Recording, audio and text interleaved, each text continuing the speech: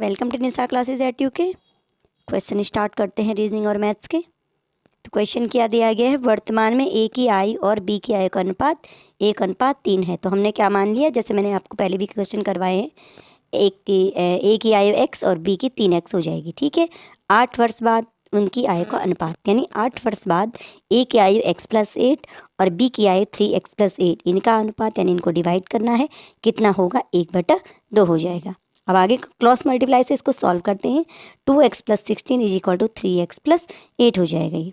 ठीक है, तो आगे अगर हम इसे सॉल्व करेंगे तो ये आने वाला है हमारा x = 8। यही तरीका मैंने आपको बताया है आयु वाले क्वेश्चन सॉल्व करने का। ये x से करने का तरीका है, क्योंकि अभी हमें कुछ और निकालना है तो मैं आंसर से नहीं निकालूंगी। ठीक है, x 8 आ गया है तो a की आयु कितनी हो गई 8 और b की हो गई 3x, यानी 3 × 8 24। अब हमें पता करना है कि कितने वर्ष पहले उनकी आयु का अनुपात 1:5। हम इसे ऑप्शन से सॉल्व कर सकते हैं। सबसे पहले मैं ऑप्शन देखूंगी, ऑप्शन ए की 6 वर्ष पहले आयु का अनुपात क्या था। तो अभी आयु उनकी 8 और 24 है, ए की 8 बी की 24। 6 वर्ष पहले ए की आयु कितनी थी, 8 - 6 2। ठीक है, और बी की थी 24 - 6, यानी 14 में 6 गया 8, 18 थी। तो क्या अनुपात देखेंगे 2/18, यानी 2/18, 1:9। लेकिन अनुपात क्या है 1:5, यानी ऑप्शन ए गलत है। ऑप्शन बी पे देखते हैं। 3 वर्ष पहले आयु कितनी होगी, ए की 5 और बी की 21, तो अनुपात 5/21 है, जबकि 1/5 आना चाहिए। ठीक, ऑप्शन सी पे चलते हैं। 5 वर्ष पहले ए की आयु 3 साल और बी की आयु 19 साल थी। 3/19 अनुपात, लेकिन अनुपात क्या चाहिए 1/5। ऑप्शन डी बचता है, ऑटोमेटिकली ये सही होगा। चेक कर लेते हैं। ठीक है, 4 वर्ष है। 4 वर्ष पहले ए की आयु 4 वर्ष हो जाती है, 8 - 4 4, और 24 वाले की आयु यानी बी की आयु कितनी हो जाती है 4 वर्ष पहले 20। तो 4/20, यानी दोनों की आयु का अनुपात कितना हो जाएगा 1/5। आप साथ में करते रहिए, हो सकता है मेरे बोलने में और लिखने में थोड़ा फ़र्क होता होगा। आप अपने आप भी अब क्वेश्चन को, ये अगर आपने पहले से नहीं सीखे और मेरे साथ आप ये सीख रहे हैं, तो आपकी इतनी स्पीड बन चुकी होगी कि आप इन क्वेश्चन को साथ में सॉल्व कर सकते हैं। ठीक है, क्या किया, आयु एक की x ली, दूसरे की 3x ली, क्योंकि अनुपात क्या था 1:3 था। ठीक है, इस प्रकार जो 8 वर्ष बाद की आयु का अनुपात है उसके साथ हम सॉल्व करते हैं, तो x = 8 निकलता है। जब x = 8 निकलता है तो a की आयु निकलती है 8 साल और b की निकलती है 3 × 8, यानी 24। उसके बाद मैं ऑप्शन से चेक करती हूँ कि कितने वर्ष पहले आयु का अनुपात 1:5 था। तो पहले हमने 6 वर्ष चेक किया, उससे अनुपात क्या आ रहा है 1/9। 3 वर्ष में अनुपात आ रहा है 5/21। 5 वर्ष पहले में आयु का अनुपात आ रहा है 3/19, और 4 वर्ष पहले जो आयु थी उनकी क्या थी, 4 वर्ष पहले ए की आयु 4 वर्ष और बी की आयु 20 वर्ष, तो उनके आयु का अनुपात 1/5, यानी ऑप्शन डी 4 वर्ष बिल्कुल सही है। दूसरा क्वेश्चन देखते हैं। श्रेणी आ गई, फिर से श्रेणी में अगला पद आता है। अब मैं जैसे जैसे मुझे ऐसा लग रहा है कि जैसे जैसे न्यू क्वेश्चन पेपर बनते जा रहे हैं, तो ये रीजनिंग का पेपर थोड़ा सा एप्टीट्यूड आपके लिए टफ होता जा रहा है। ठीक है ना, तो काफ़ी क्वेश्चन मैं करवा चुकी हूँ, आप अब तक शायद इसमें अच्छे से प्रैक्टिस कर चुके हैं। एक प्रैक्टिस और सही, YEB, WFD, UHG, SK और I, ये हमें 4 श्रेणी में 4 टर्म दिए गए हैं। हमें नेक्स्ट टर्म इसमें फाइंड करना है। अब हम ध्यान से देखेंगे इसमें क्या क्या गया। सबसे पहला टर्म पहले देखते हैं, Y है, सेकंड नंबर पे W है, थर्ड नंबर पे U है, S है, यानी ये अल्फ़ाबेट में उल्टे चले हैं।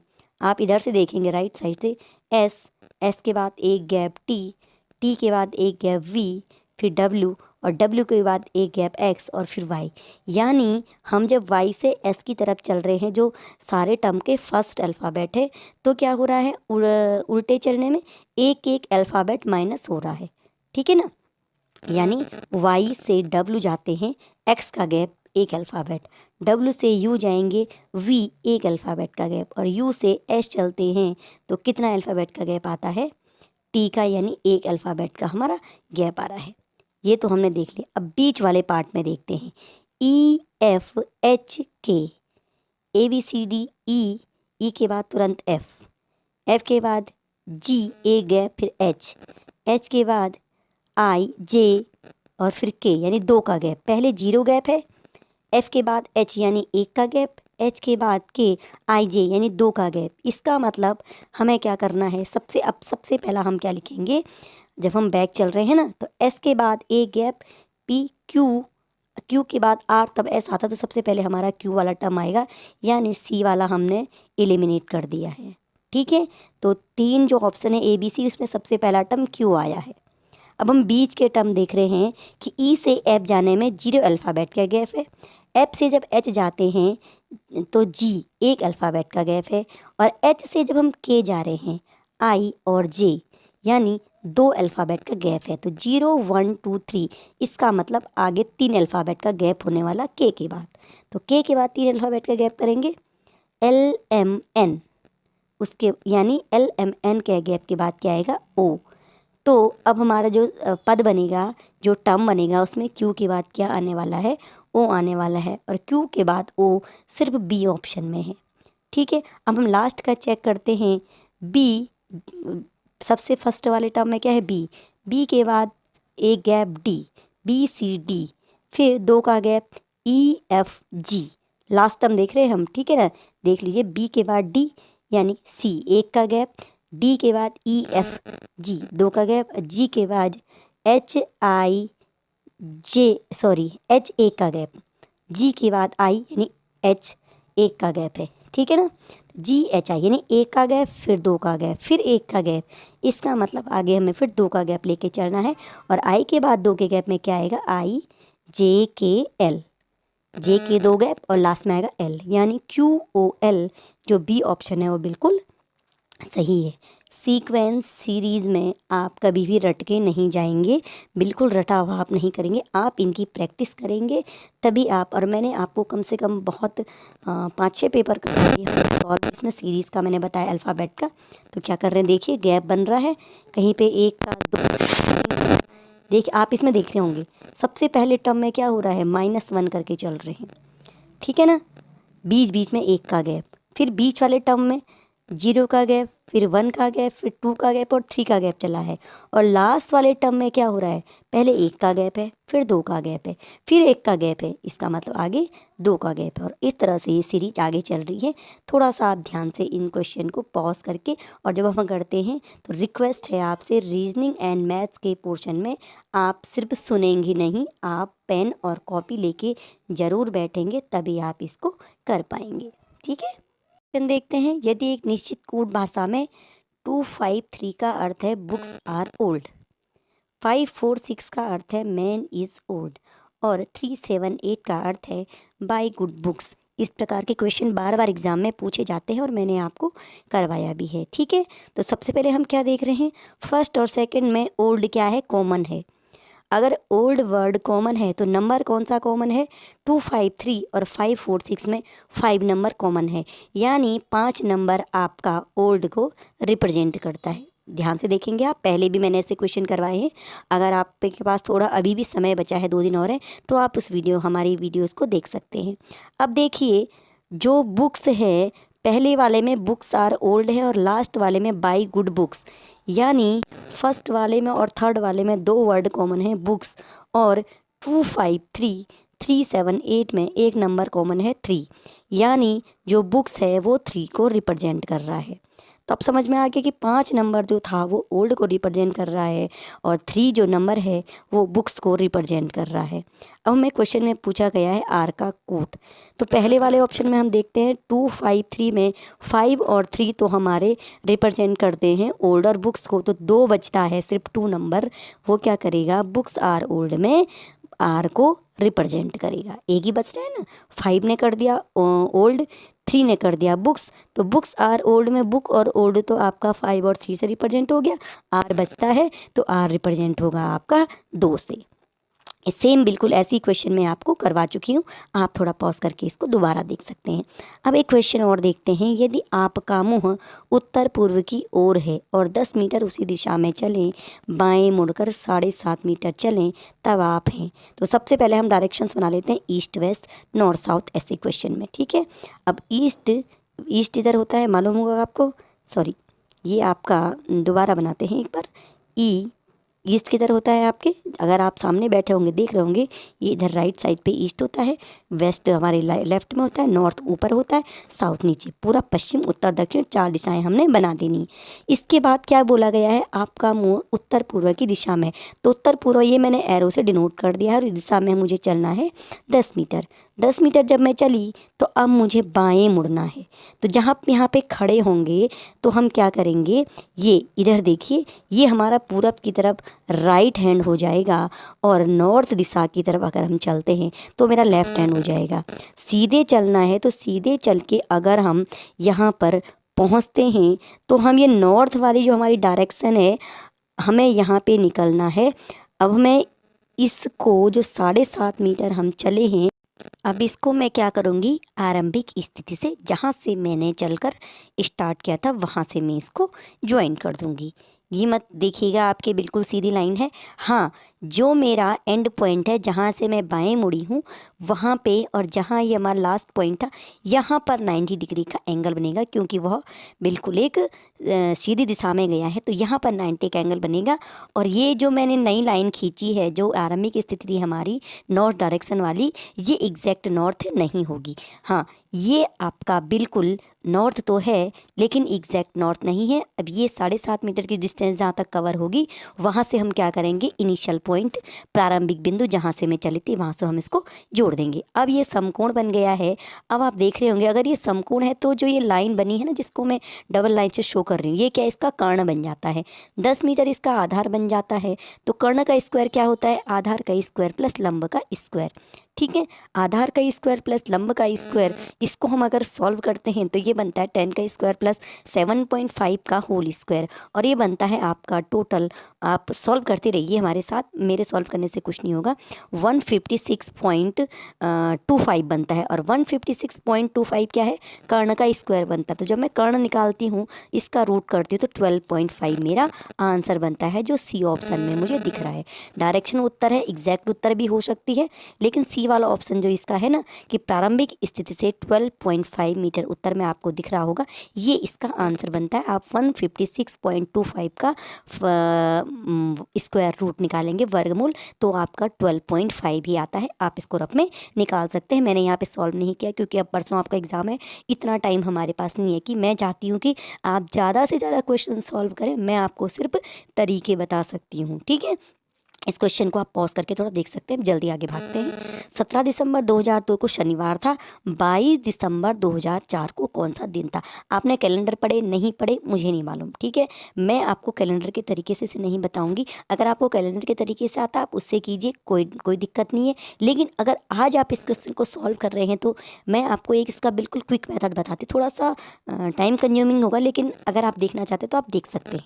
ठीक है, एग्जाम में अगर आपको थोड़ा सा टाइम बच रहा है तो आप इसे देख सकते हैं। अब क्या है, 17 दिसंबर 2002 से लेकर के 17 दिसंबर 2004 तक मेरे कितने साल होते हैं, 2 साल होते हैं। ध्यान दीजिएगा, 2 साल यानी 2 बार के 365 दिन। अब 2 साल 2 बार के 365 दिन तो हो गए, लेकिन जो 2004 की फरवरी थी वो लीप ईयर की फरवरी थी, यानी एक दिन और जुड़ गया। ठीक है, 17 दिसंबर 2002 से 17 दिसंबर 2004 तक टोटल कितने दिन होते हैं, 365 प्लस 365 और एक दिन आपका लीप ईयर का। तो 365 का दुगना हमारा होता है 730 और एक दिन में लीप ईयर का जोड़ूंगी तो ये हो जाएंगे 731 दिन। ठीक है ना, 731 दिन में अब हम देखते हैं कि कितने हफ्ते बनते हैं। तो हफ्ते बनाने के लिए क्या करेंगे, 7 दिन का एक हफ्ता होता है, तो हम क्या करेंगे, इसे 7 से डिवाइड कर देंगे और हफ्तों की संख्या निकालेंगे। 7 से जब मैं इसको डिवाइड करती हूँ तो आप देख रहे होंगे 7 1 7, 7 एकम 7 और लास्ट में ये कितना बन रहा है, 3 में भाग नहीं जाता है, यहाँ पे हमें 0 पुट कर देंगे और उसके बाद हम क्या करेंगे, 4 लिखेंगे। थोड़ा सा मिस्टेक हो रखी है, 104 इसका आंसर आएगा। ठीक है, तो ये 100, आप इसको अपनी कॉपी में करेक्ट कर लीजिएगा। जल्दीबाजी में ऐसा हो जाता है क्योंकि मुझे लगा था कि मैं बहुत जल्दी जल्दी आपके लिए क्वेश्चन सॉल्व करूँ ताकि आपको कुछ फ़ायदा हो जाए। ये क्वेश्चन थोड़ा सा अच्छा लग रहा था, आसान सा लग रहा था, इसलिए मैंने करवा दिया। तो ये आप इसको 104 हफ्ते कीजिएगा। ठीक है, ओके, 104 हफ्ते और 3 दिन, 104। आप ध्यान दीजिएगा, यहाँ पे थोड़ा सा मेरे डिवाइड में मैंने जब 3 में डिवाइड किया था तो जीरो लगाना भूल गए थे। तो ये 104 हफ्ते और 3 दिन आपके बन गए हैं, ठीक है। तो ये 104 हफ्ते 3 दिन तो मेरे हो गए हैं, 104 पूरे हफ्ते बने हैं, ठीक है। और 3 दिन एक्स्ट्रा हुए हैं 17 दिसंबर 2004 तक जाने में। बात आ रही है समझ में? 104 हफ्ते और 3 दिन कब तक? 17 दिसंबर तक। यानी 17 दिसंबर से 3 दिन पहले 104 हफ्ते कंप्लीट हो चुके थे। तो 17 दिसंबर से 3 दिन पहले कितनी तारीख थी? 14 दिसंबर था। 14 दिसंबर को 104 हफ्ते कंप्लीट हो चुके थे। और जब वो 104 हफ्ते, कोई हफ्ता कंप्लीट होता है तो क्या होता है, वही वाला दिन या वही वाला वार दोबारा आ जाता है। यानी 14 दिसंबर को भी क्या था? शनिवार था। क्योंकि 17 दिसंबर को जब शनिवार था, ठीक एक हफ्ते बाद शनिवार आया। इसी प्रकार 104 हफ्ते बाद क्या आया है? शनिवार, जो पड़ा है 14 दिसंबर को। ध्यान रखिएगा। अब 14 दिसंबर के 3 दिन बाद 17 दिसंबर आता है। यानी अगर 14 दिसंबर को हमारा शनिवार था तो 17 दिसंबर को हमारा क्या पड़ेगा? मंगलवार, यानी ट्यूसडे पड़ेगा। आप ध्यान से सुनिएगा, बातों को समझ रहे होंगे। अगर आपने कैलेंडर की प्रैक्टिस नहीं करी तो आपके लिए बहुत अच्छा क्वेश्चन है, ठीक है। तो मेरा 17 दिसंबर को ट्यूसडे या मंगलवार हो जाता है। अब मुझे निकालना है 22 दिसंबर, यानी 17 के बाद 22 दिसंबर आता है 5 दिन बाद। तो मंगलवार के 5 दिन बाद कौन सा दिन आता है आपका? ये आता है आपका रविवार, ठीक है। तो इस क्वेश्चन का सही आंसर हो जाएगा आपका रविवार हो जाएगा, ठीक है। ध्यान से आप सुन रहे होंगे मेरी बात को। क्वेश्चन क्या था? 17 दिसंबर 2002 को शनिवार था, 22 दिसंबर 2004 का दिन निकालना है हमें, ठीक है। तो क्या करेंगे, तब तक 17 दिसंबर 2002 से 17 दिसंबर 2004 तक क्या होते हैं? एग्जैक्ट 2 साल होते हैं। पहले मैं 2 साल निकाल लेती हूँ। 2 साल में कितने दिन होंगे? एक साल में 365 दिन, 2 साल में 730। लेकिन 2004 क्या था? लीप ईयर था, एक दिन बढ़ जाएगा, टोटल होंगे 731 दिन। क्योंकि दिसंबर से पहले फरवरी पड़ जाता है, इसलिए फरवरी का दिन इसमें ऐड करेंगे, ठीक है। अब ये हो गया हमारा 731 दिन।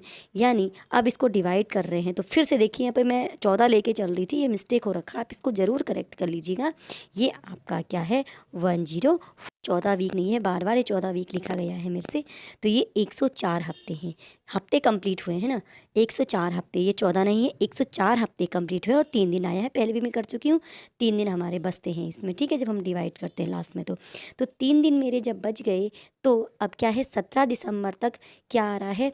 14 हफ्ते, 104 हफ्ते और 3 दिन हमारे कंप्लीट हो रहे हैं। यानी 17 दिसंबर से 3 दिन पहले 104 हफ्ते कंप्लीट हो जाते हैं। समझ रहे हैं बात को? 17 दिसंबर तक जब 104 हफ्ते और 3 दिन होते हैं तो 17 दिसंबर से 3 दिन पहले यानी 14 दिसंबर को ये 104 हफ्ते कंप्लीट हो जाते हैं। और जब कोई हफ्ता कंप्लीट होता है तो क्या होता है? दोबारा वही वार या वही दिन कंप्लीट होता है, रिपीट होता है। यानी 14 दिसंबर को शनिवार था, और जब 14 दिसंबर को शनिवार था तो 17 दिसंबर को क्या आएगा? शनिवार के 3 दिन बाद क्या आता है? रविवार, सोमवार और मंगलवार, ठीक है। यानी 17 दिसंबर को आपका क्या आ गया? मंगलवार आ गया, ठीक है ना। 14 को आपका शनिवार, 15 को रविवार, 16 को सोमवार और 17 दिसंबर को आपका मंगलवार आ गया, ठीक है।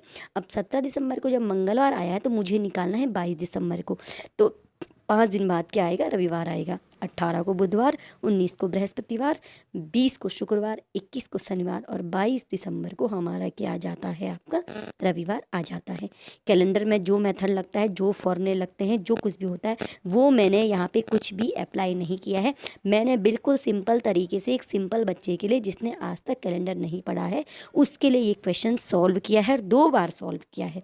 थोड़ा वो 14 हफ्ता आ रहा है जबकि 104 हफ्ते आना चाहिए था, वो मिस्टेक हुई है। बाकी जो मेथड मैंने आपको बताया, अगर इस मेथड में कहीं भी आपको कोई डाउट है और अगर आपको कैलेंडर के मेथड से आता है, इस आंसर में उस आंसर में डिफरेंस है, तो आप मुझे मैसेज कर सकते हैं, कमेंट कर सकते हैं। बहरहाल आप इस क्वेश्चन को ध्यान से पढ़िए। हम आगे बढ़ते हैं। एक्स सप्ताहों और एक्स दिनों में कुल कितने दिन होंगे? एक्स सप्ताहों और एक्स दिनों में बताइए। दिन तो हमें दे रखे हैं एक्स दिन, तो इसे तो हम सेपरेट रखेंगे। एक्स सप्ताह यानी एक सप्ताह में कितने दिन होते हैं? आपके 7 दिन, ठीक है ना। तो एक्स सप्ताह में कितने होंगे? 1 वीक में होते हैं आपके 7 डेज।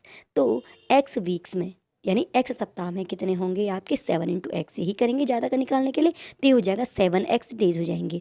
और हमारे पास पहले से कितने दिन है, x दिन है, तो टोटल कितने दिन हो जाएंगे 7x प्लस x, यानी ये हो जाएगा 8x दिन। यानी x सप्ताह और x दिनों में कुल दिनों की संख्या हो जाएगी आपकी 8x। अब 107 नंबर वाला क्वेश्चन भी देख लेते हैं फटाफट से। वैन ये इस प्रकार के डायग्राम का क्वेश्चन मैंने आपको इससे पहली वीडियो में भी करवाया था, ठीक है। कौन सा आरेख महिलाओं, माता एवं अभियंताओं के मध्य संबंध को सबसे सही तरह से दर्शाता है, हमें पता करना है। पहला ए, मुझे तो ए सबसे सही लग रहा है, क्योंकि अब मैं इसका कारण आपको बताऊंगी। आप भी अगर इस प्रकार के क्वेश्चन जानते होंगे तो आप मुझे बताइए कि आपको क्या सही लगा जो मैं बता रही हूँ आपको। ए वाला ऑप्शन क्या दिखाता है हमें कि एक बड़ा सर्कल है, उसके अंदर एक छोटा सर्कल है, यानी अगर हम बड़ा सर्कल को महिलाएं ले लें तो महिलाओं के अंदर क्या आती हैं, माताएं, ठीक है।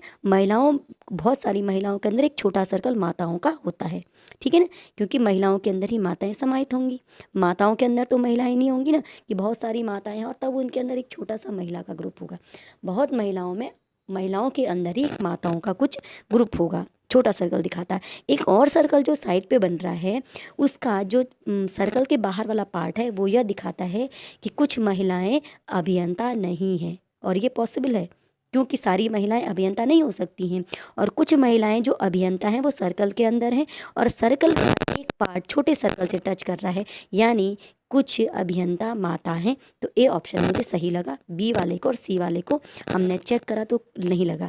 बी वाले में क्या है, एक बड़ा सर्कल, दो छोटे सर्कल, यानी महिलाओं के अंदर ही माताएं और अभियंताएं हैं।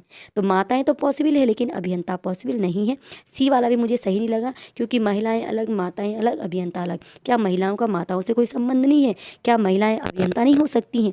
तो बी सी वाला तो बिल्कुल गलत है, और डी वाला भी बिल्कुल गलत है, क्योंकि एक बड़ा सर्कल अगर महिलाओं को दिखाता है, उसके अंदर माताओं को दिखाता है, उसके अंदर अभियंता, यानी बहुत सारी महिलाओं में कुछ माताएं हैं और उन्हीं माताओं में अभियंता हैं, उन्हीं के अंदर। जैसे एक बड़ा जंगल, एक जानवर के अंदर क्या है, शेर, ठीक है ना, तो जानवर में ही शेर आता है, लेकिन महिलाओं के अंदर माताएं तो आएंगी, लेकिन माताओं के अंदर अभियंता आएंगे सारे, ये पॉसिबल नहीं है। तो ए वाला ऑप्शन, अगर आप इस प्रकार के लॉजिकल क्वेश्चन सॉल्व करना जानते होंगे तो आप समझ पाएंगे कि ए वाला ऑप्शन सही हो रहा है, क्योंकि एक बड़ा सर्कल महिलाओं को दर्शाएगा, उसके अंदर छोटा सर्कल माताओं को दर्शाएगा। बड़े महिलाओं के समूह में ही कुछ माताएं होंगी, उसके अंदर ही महिलाओं से ही माता होंगी कुछ, और अभियंता जो होंगे वो कुछ क्या होंगे, महिलाओं में शामिल नहीं होंगे, कुछ महिलाओं में होंगे, और जो अभियंता महिलाओं में होंगे वो कुछ माता भी हो सकते हैं। तो ए ऑप्शन, यानी जो ए ब्रैकेट में ए है ना,